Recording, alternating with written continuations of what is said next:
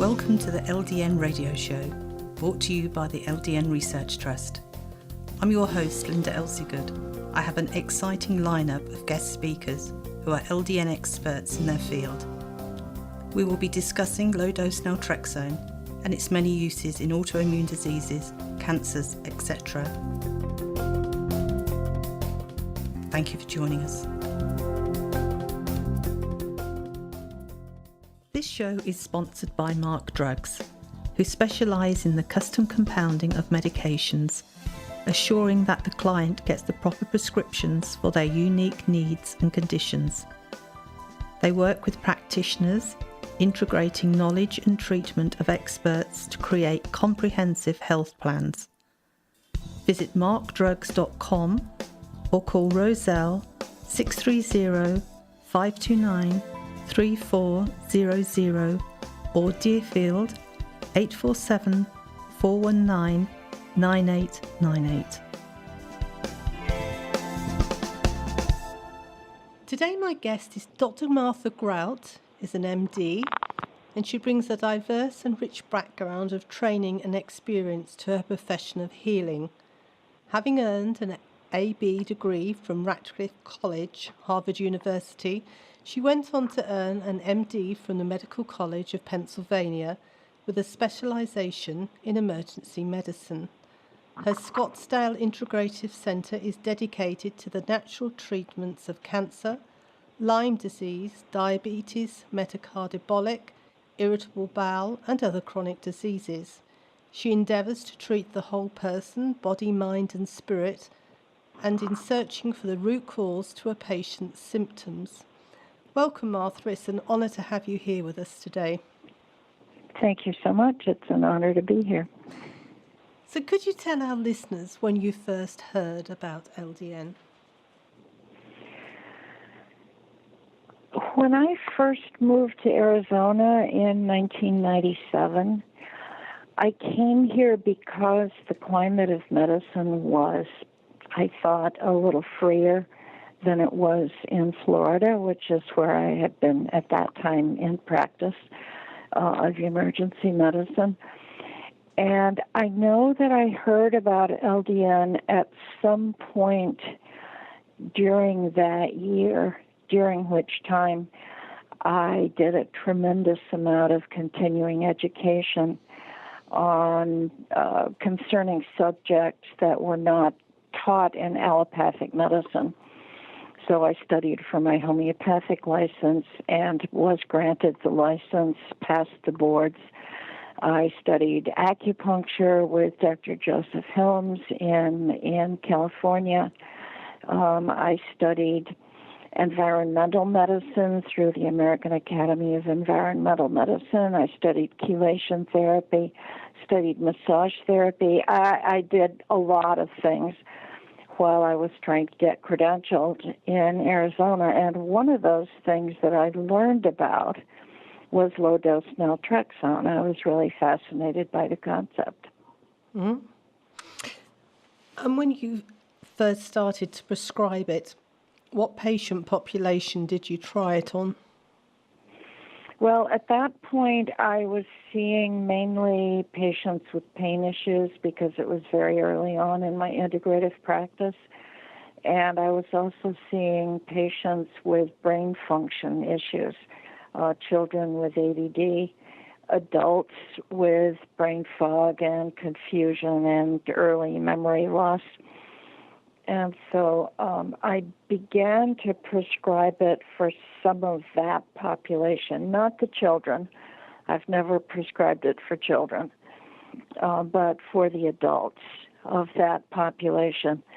And I was really interested in it because it seemed to me that its primary function and most useful thing that it could do for my patients was to modulate their immune system so they actually had a functioning immune system as opposed to a dysfunctional immune system. So that's really what I use it for to this day. Mm-hmm. And when you first started to prescribe it, what doses were you using? I started out with what was at that time the main recommended dose, which was 4 milligrams per day. I began to discover that not everybody could actually tolerate 4 milligrams. Had a really interesting couple of patients who were so dysfunctional that on 4 milligrams they appeared to produce so much in the way of endorphins that they were basically dysfunctional. They were brain foggy and couldn't think straight. So I had to reduce the dose with them. And so now I prescribe anywhere between 1 and 4, kind of based on my intuition with follow-up. Mm-hmm. And what have patient outcomes been? Well, in the sense that it's not the only thing that I prescribe, I really can't give you good data on specific results of LDN. What I will say is that the treatments that we are using overall do improve patients' immune system function, and I'm quite convinced that LDN is part of that process. I just don't have any placebo-controlled double-blind studies to back it up. Mm-hmm. Mm-hmm. So if you could give us a scenario of when a patient first comes to see you with multiple symptoms, how do you go about finding out what the root cause is? I do a fair amount of functional testing. I do some standard lab testing because I don't really believe in throwing out the baby with the bathwater, and sometimes conventional lab testing is very useful. Not so much for Lyme patients, as I have discovered over the years, but at least for very gross delineation of organ function, the conventional lab testing is useful. For functional testing, I find conventional labs much less useful.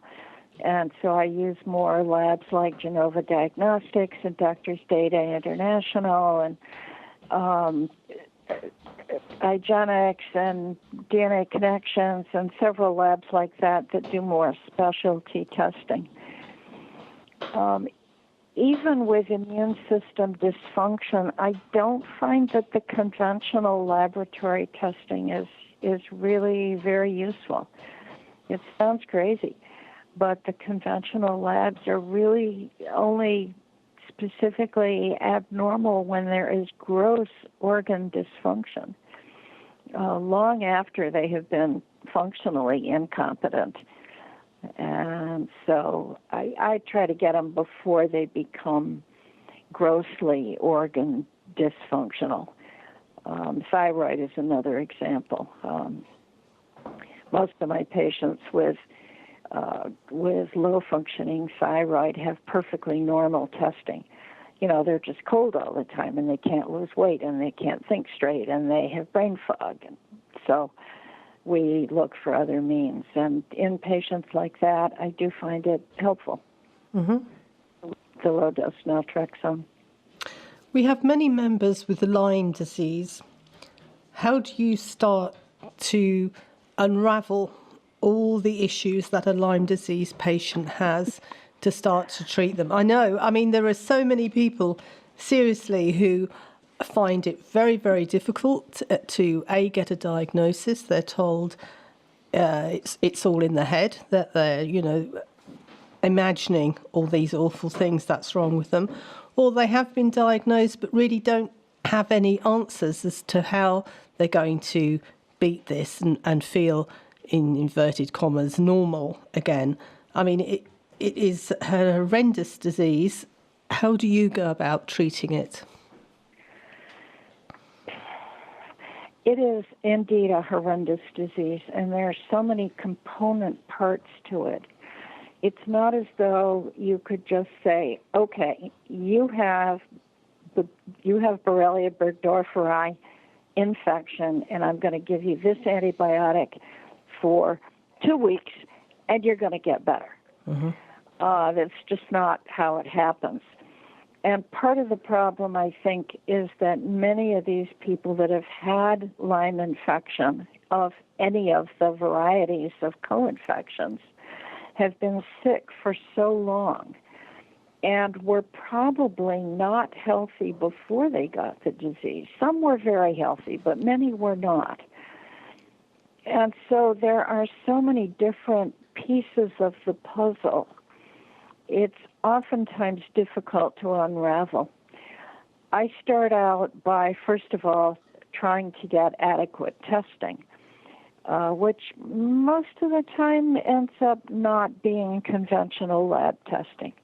If they're positive on a Western blot through a conventional lab, they're really lucky because they actually have a clear-cut diagnosis that their insurance company will look at and their doctors will look at, and they will say, oh, yeah, you're positive, but gee, that probably happened 30 years ago, and you certainly don't have the infection now. Mm-hmm. So, it's a real issue for people. But if they are also nutritionally depleted, kind of running on empty, unless we get their tank filled up, they're never going to feel better. Their immune system isn't going to work. Their brains aren't going to work. They're just not going to function. And so we look at trying to fill up their nutritional tank. And oftentimes you fill a tank much better with a hose than you do with a syringe. Mm-hmm. And so they often have such gut dysfunction and microbiome dysfunction or abnormality that they can't even absorb nutrients very well through the gut. And so it's like, trying to fill a bathtub with a teaspoon. So we go with IV nutritional therapies frequently because it's a better way to get them filled nutritionally faster so that they can begin to function better faster. Mm-hmm. And then we use IV antibiotics.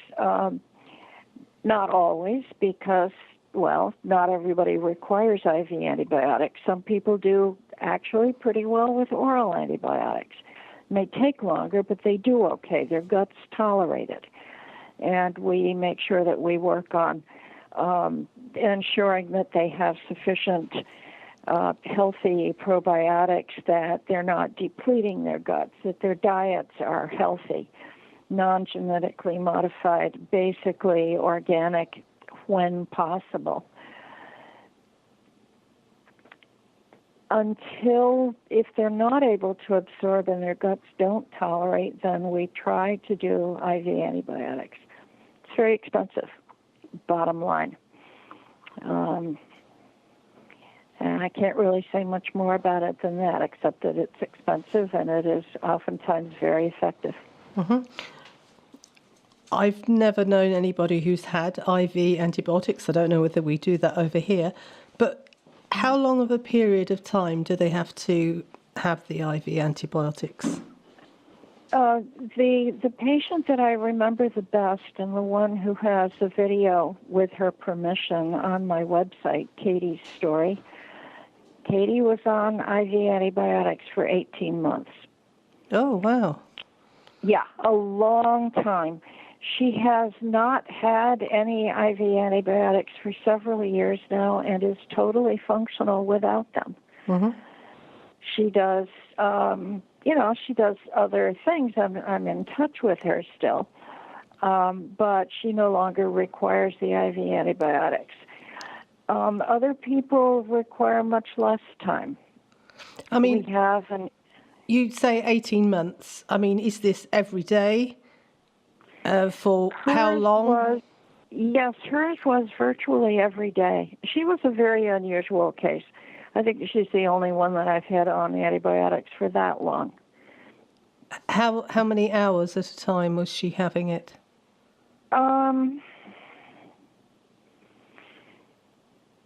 Probably 4 to 5 hours a day. Wow, it's a lot of antibiotics. It's a long-term therapy. Mm-hmm. And it is a lot of antibiotic. But for some, that's what's required. And if they get it, they get better. Mm-hmm.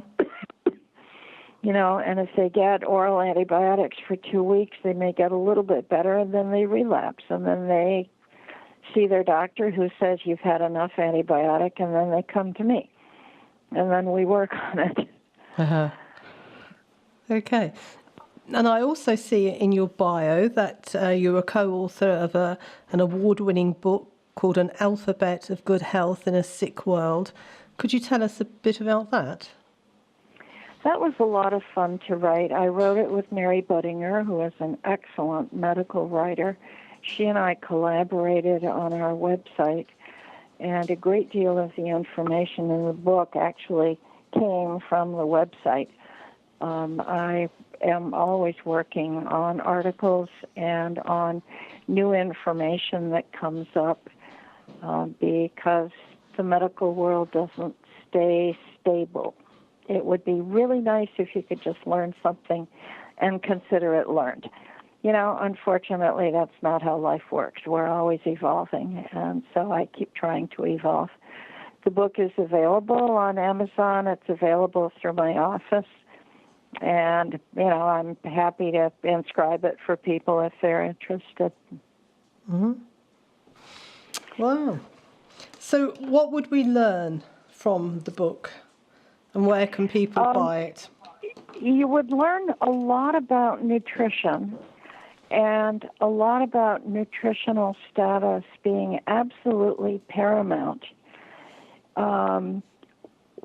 When nutrition tends to go south, our health tends to go south. It was, I believe, Hippocrates that has attributed to him, we are what we eat. I don't think that's so far off. When we eat a diet that is healthy, that has no pesticides, that has food that actually grew in the ground or walked on the ground or swam in the ocean before they became polluted, we tend to be pretty healthy. We will tend to get dysfunction in the organs in which we are most vulnerable, and we each have a certain set of organs where we are most vulnerable. But as long as our nutrition is sound and we're not feeding ourselves chemicals, injecting ourselves with mercury and aluminum and other such things, we tend to be quite healthy. It's when our nutrition goes off the rails that things start to go south. And it can take many years, depending on where we started out. If our mothers were healthy, we started out with a better base. If our mothers ate junk food, then we started out with a less good base, and it probably won't take us as long to get sick. Mm-hmm. How do you test for vitamins? Is there blood tests available? Yeah, there is actually a really good one that I use a lot. It's through Genova Diagnostics. It's called a NutriVal Profile Nutritional Evaluation. It uses urine and blood, both, because different things can be measured in different secretions of the body. And it will measure functional levels of vitamins, of fatty acids, of chemicals that are produced by the gut if there is an unhealthy gut, if there are products of protein products in the stool, or if there are markers for unusual and unhealthy organisms in the blood. So it's something that I can look at functionally and say to a patient, okay, what you're taking is working well because you don't have any major nutritional potholes. Or I can say, well, no wonder you're so tired. You really are running on empty. Shall we do something about it? Mm-hmm. It's a very, very useful test. Wow. And once you've treated the patient, how often would you have to redo those tests? Some people will do them every couple of years. Other people actually learn their lesson about good nutrition and they feel good and they don't redo it. Okay. And are these tests expensive? Depending on the patient's insurance, the test actually lists at $2,000 or a little more. Wow. Yeah. Yeah, but the lab, in fact, if someone is paying cash, doesn't charge nearly that much.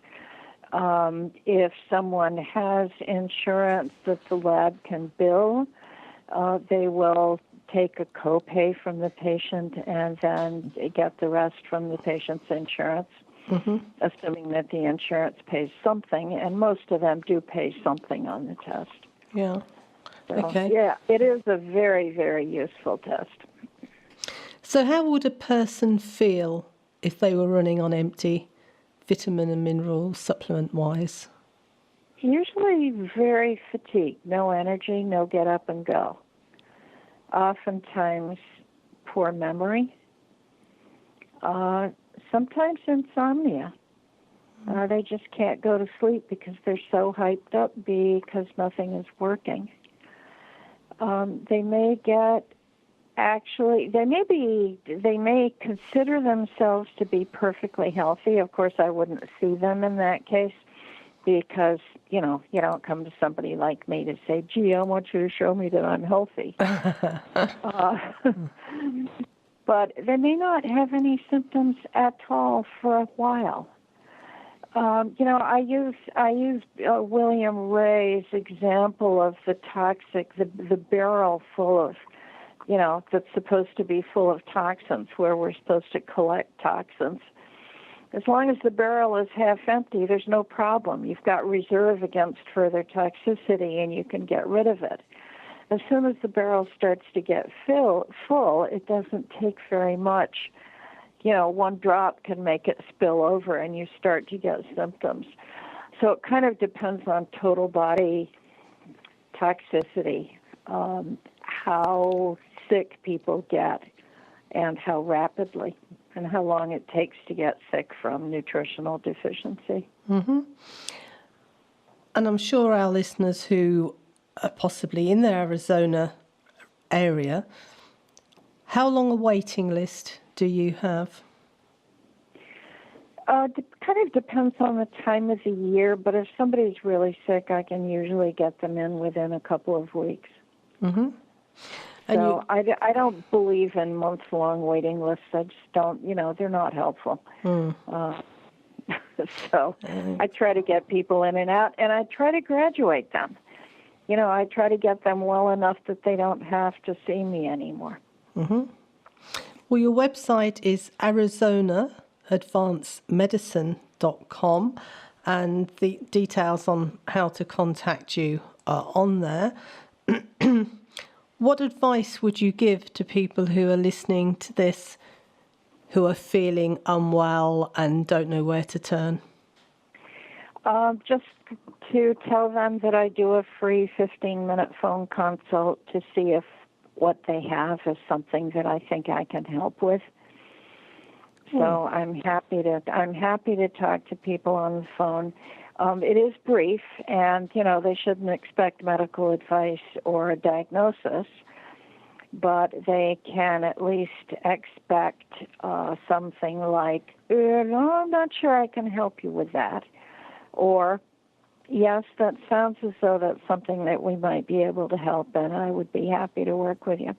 Mm-hmm. Wow. Okay. Yeah, they should know that we don't take insurance.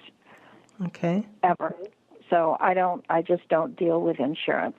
We have somebody that is a third-party biller that will help them submit to their insurance that I'm happy to recommend. I have no financial relationship with her. She's just really good at what she does. And so, I'm happy to recommend her.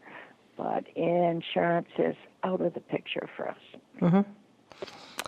Well, health insurance and things in America is all a bit of a mystery to me.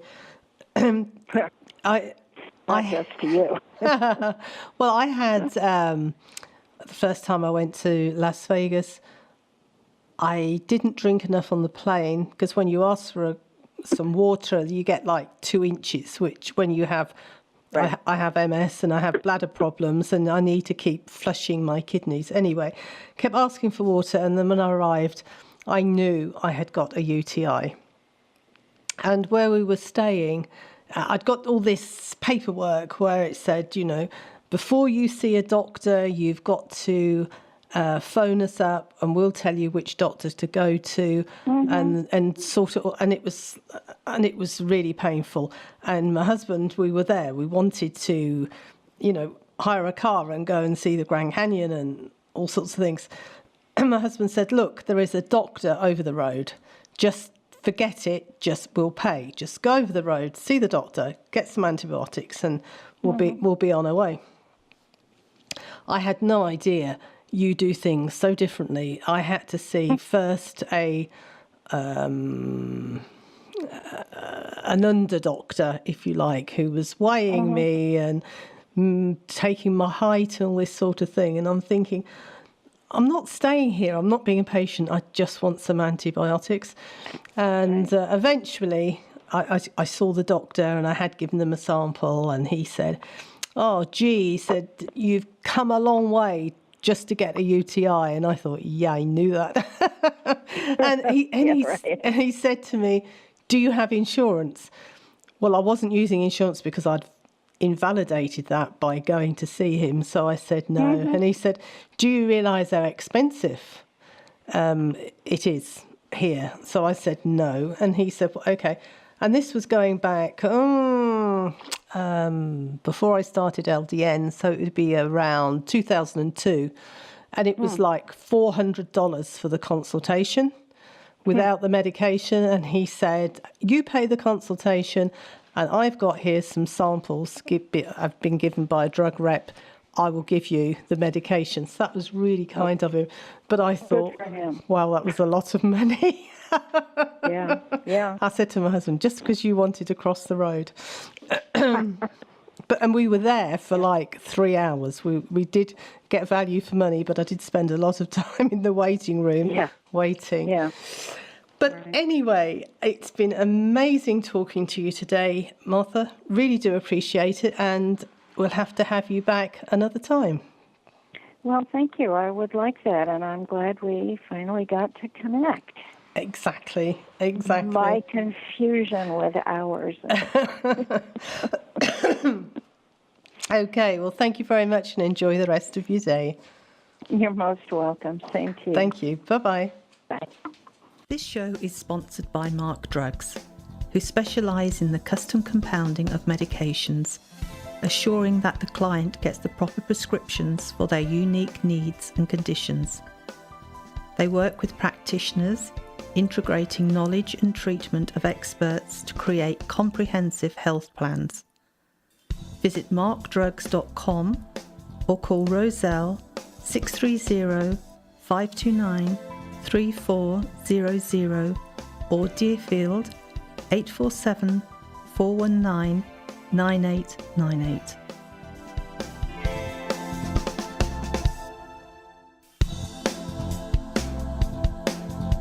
Any questions or comments you may have, please email me, Linda, Linda,